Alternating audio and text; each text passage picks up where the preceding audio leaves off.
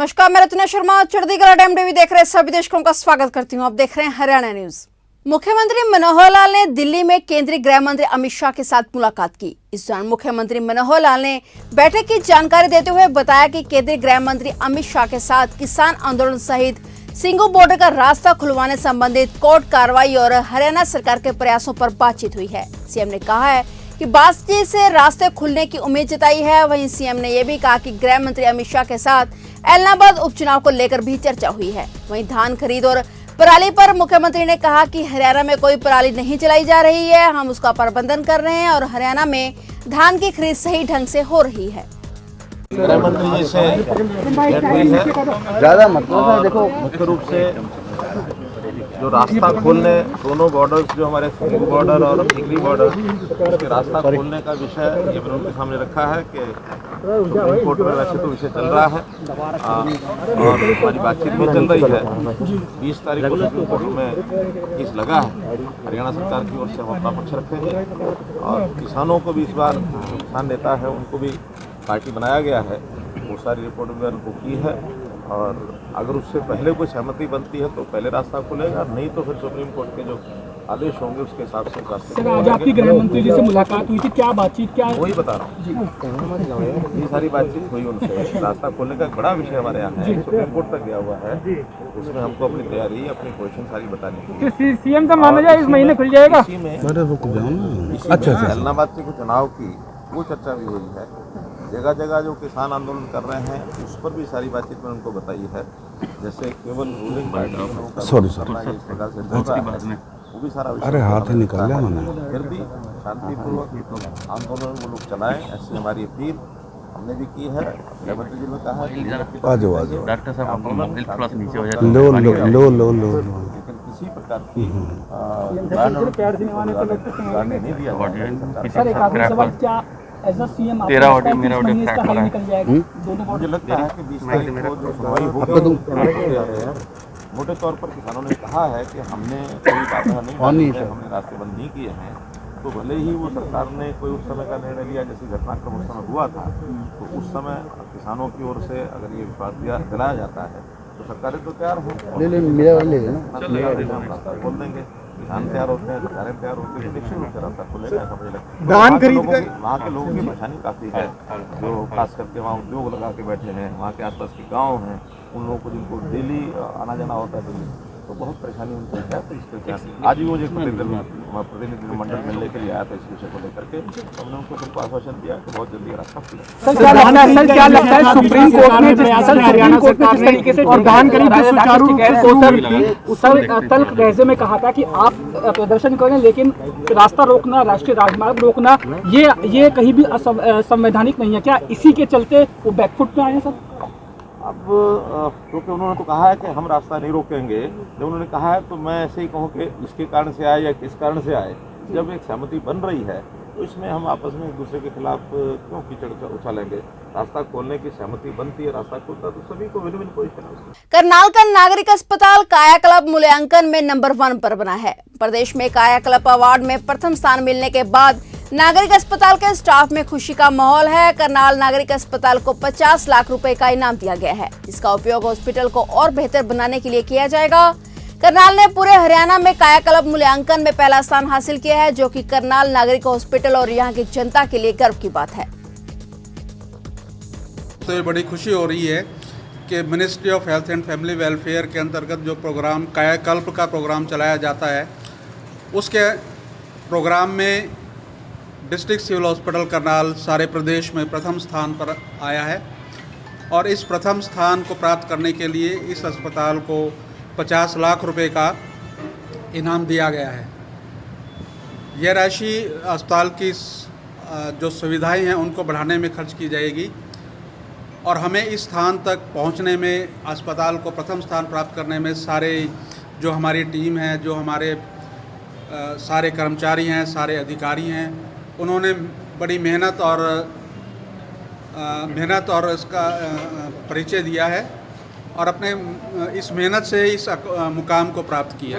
दिन बर दिन बढ़ती जा रही इलेक्ट्रॉनिक रिक्शा की तादाद और ई रिक्शा के माध्यम से होने वाले अपराधों पर रोक लगाने के लिए हरियाणा के करनाल में सिटीजन ग्रीवेंस कमेटी की law and order sub committee के द्वारा ई रिक्शा पर टोकन लगाने का कार्यक्रम शुरू किया गया। करनाल जिला प्रशासन के साथ मिलकर सीजीसी द्वारा इस कार्यक्रम की शुरुआत शहर के मंगल सेन सभागार से की गई। इसमें अब शहर की सड़कों पर दौड़ रही रिक्शा पर एक खास तरह का नंबर लगाया जाएगा। इस नंबर के माध्यम से ई रिक्शा की पहचान भी बेहद आसान हो जाएगी। सिटीजन ग्रीवेंस कमेटी के सदस्य ने बताया कि शहर के ई रिक्शा चालक को गाड़ी रजिस्ट्रेशन सर्टिफिकेट और अपना ड्राइविंग लाइसेंस दिखाकर ई रिक्शा पर यह नंबर लगवाना होगा।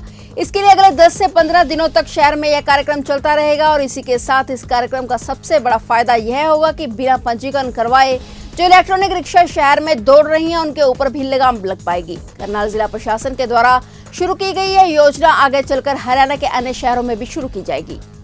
हमने कमेटी ने देखा है कि कई बार दुर्घटनाएं हो जाती हैं, किसी सवारी का सामान ई रिक्शा में रह जाता है, जहां पता ही नहीं है कि कितनी ई रिक्शा चल रही है, कौन सी रजिस्टर्ड है, कौन सी नहीं है, किसका ड्राइवर के पास लाइसेंस है या नहीं है। तो इनको सभी की रोकथाम के लिए हमने ये मुहिम चलाई है। जिला उपायुक्त महोदय से बातचीत हुई, उन्होंने ये फैसला किया और फिर हमने एसपी गंगाराम पुनिया जी से मुलाकात की और जिससे ये डिसीजन हुआ है कि ये सभी ई रिक्शा जितनी भी करनाल में चल रही हैं सबको टोकन नंबर अलॉट किया जाए। कलाज विधानसभा के बड़ेगांव मटोर में गुरनाम सिंह सहारण के नेतृत्व में एक मीटिंग का आयोजन किया गया, जिसमें जिले के सभी किसान नेता मौजूद रहे।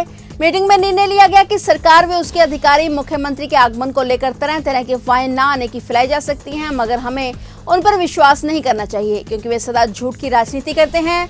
वहीं उन्होंने कहा कि अगर हरियाणा विधानसभा के अध्यक्ष ज्ञानचंद गुप्ता कैथल में शामिल होने आते हैं किसी प्रोग्राम में तो हम उनका विरोध प्रदर्शन नहीं करेंगे क्योंकि वह एक संवैधानिक पद पर आसीन है। प्रदेश के मुख्यमंत्री मनोहर लाल जी खट्टर कल कैथल में आ रहे हैं और सुनने में ये भी आया है कि उन्होंने अपना दौरा कैंसिल कर दिया, लेकिन भारतीय जनता पार्टी और ये जो सरकार है भाजपा की और जेजेपी की, ये झूठ का टोकरा उठाए अपने सिर पर फिर रही है।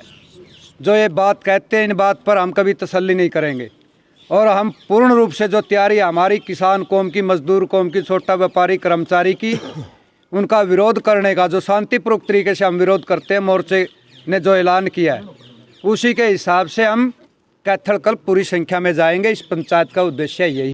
टैक्स वसूली को लेकर नगर परिषद अम्बाला ने एक अभियान चलाया है। ये टैक्स वसूली अभियान परिषद सचिव राजेश कुमार के नेतृत्व में चलाया गया, जिसमें एक होटल व एक पेट्रोल पंप से 1,90,062 रुपए, 67,716, 53,700 की अन्य वसूली की है। बता दें कि कुछ डिफाल्टरों पर लाखों का टैक्स बकाया पड़ा था और इसी कड़ी में आप्रषिद के अधिकारियों ने 3 होटल, 2 पेट्रोल पंप सहित अन्य जगह पर टैक्स वसूली अभियान के तहत करीब 4 लाख रुपए बतौर टैक्स वसूली की है। फरीदाबाद के सेक्टर 12 में मोबाइल टावर लगाए जाने को लेकर बल्लभगढ़ आदर्श नगर के लोगों ने विरोध प्रदर्शन करते हुए मोबाइल टावर को लगाए जाने का विरोध जताया। लोगों ने मांग की है कि इलाके के लोग नहीं चाहते हैं कि उनकी कॉलोनी में मोबाइल टावर लगाया जाए, जिसको लेकर यह संबंधित अधिकारी को भी शिकायत दे चुके हैं, लेकिन बावजूद इसके वहां पर जबरन मोबाइल टावर लगाया जा रहा है। इस मामले को लेकर सभी क्षेत्रवासियों ने सेक्टर 12 में प्रदर्शन करते हुए जिला उपायुक्त को ज्ञापन सौंपा है और मांग की है कि इलाके में मोबाइल टावर लगाने की परमिशन रद्द की जाए। 38 की जनता एक टावर के लेकर एडीसी साहब अपने सिटी मजिस्ट्रेट से साहब से मिली है। एक लगभग 2 महीना पहले भी हम मेयर मुद्दा भाई वार्ड नंबर 38 से जो जनप्रतिनिधि है पार्षद भाई है, हम आए थे। एक टावर की समस्या है, छोटी सी गली है 7-8 फुट की, उस पर टावर लगा रखा है। वे परमिशन बताते हैं, लोगों की ये है कि हम लोग नहीं चाहते कि यहाँ टावर लगे। इसमें हम प्रशासन से रिक्वेस्ट करिए और आपके माध्यम से भी रिक्वेस्ट करते हैं कि इस टावर को न लगाया जाए। हरियाणा के यमुनानगर में इस बार भी प्रशासन द्वारा रावण दहन पर रोक लगाई गई है, जिसके चलते रावण बनाने वाले कारीगरों को भारी नुकसान उठाना पड़ सकता है। इस बार रावण का पुतला बनाने वाले कारीगर संजीव गौड़ी ने बताया कि यमुनानगर में कई जगह पर रावण का पुतला तैयार करते हैं, लेकिन इस बार रावण का पुतला तैयार करने से कुछ अधिकारियों ने रोक दी है, जबकि यह सूचना हमें समय रहते दे देनी चाहिए थी ताकि हम रावण का पुतला बनाने के लिए इस्तेमाल होने वाले सामान को ना खरीदते। रावण दहन पर रोक लगाने की वजह से लगभग 2 से 3 लाख रुपए का नुकसान उठाना पड़ेगा और उन्होंने कहा कि प्रशासन से मांग करते हैं कि हर बार की तरह इस बार भी रावण दहन की अनुमति दी जाए ताकि हमारे द्वारा मंगाया गया सामान खराब ना हो। ये हर साल की तरह ये रावण दहन का प्रोग्राम चल रहा है, तो उसको मनाने के लिए अभी प्रशासन से थोड़ी हमें वो हो रहा कि वो अनुमति नहीं मिल रही।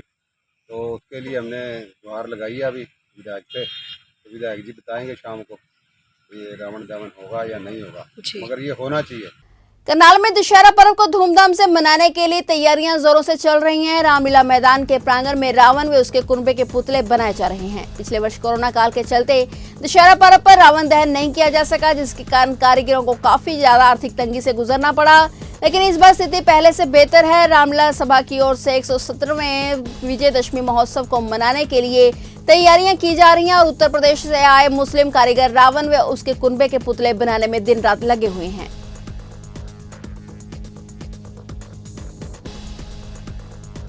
फिलहाल हरियाणा न्यूज में इतना ही। तब तक के लिए देखते रहिए चढ़ती कला टाइम टीवी और मुझे दीजिए इजाजत। धन्यवाद।